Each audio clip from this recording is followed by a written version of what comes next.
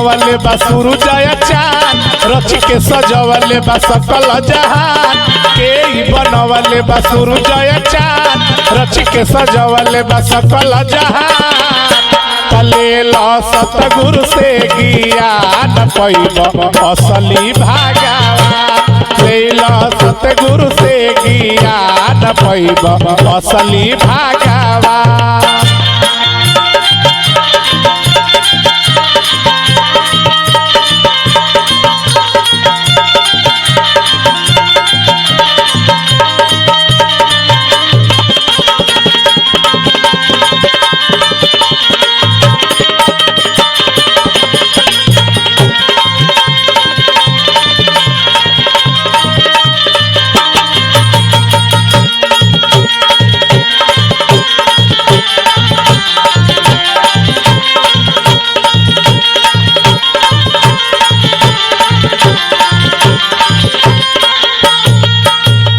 मंगल भवनय मंगल हारी, उमा सहित जेहि जपत पुरारी।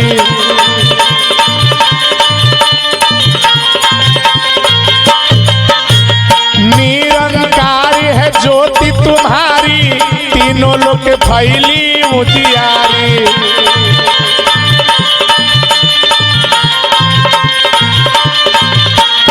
ए भैया ऐसा भगवान जौना भगवान के भगवान भोलेनाथ जी माता पार्वती जी के संगे, भगवान शंकर जी माता पार्वती जी के संगे जप करेलन जपेलन।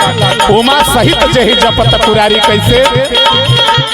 मंगल भवनय मंगल हारी, उमा सहित जेहि जपत पुरारी। निरंकारी है ज्योति तुम्हारी, तीनों लोक फैली उजियार। सुर नर मुनि करे नहीं के ध्यान, गावेला महिमा वेदवा पुराण। सुर नर मुनि करे नहीं के ध्यान, गावेला महिमा वेदवा पुराण। तलेल सतगुरु से ज्ञान पैब असली भगवान। लेल सतगुरु से ज्ञान पैब असली भगवान।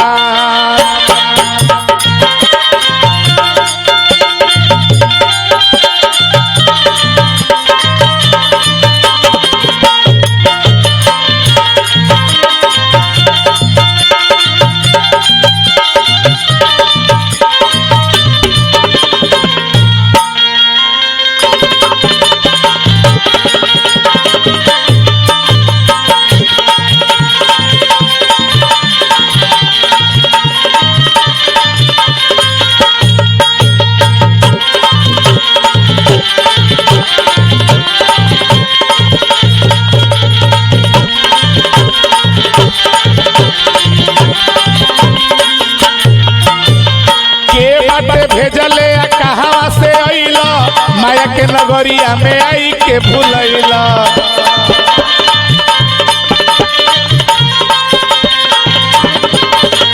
नकली के चक्कर में उमर बितैला, पूरा सतगुरु के चरण में न अइला।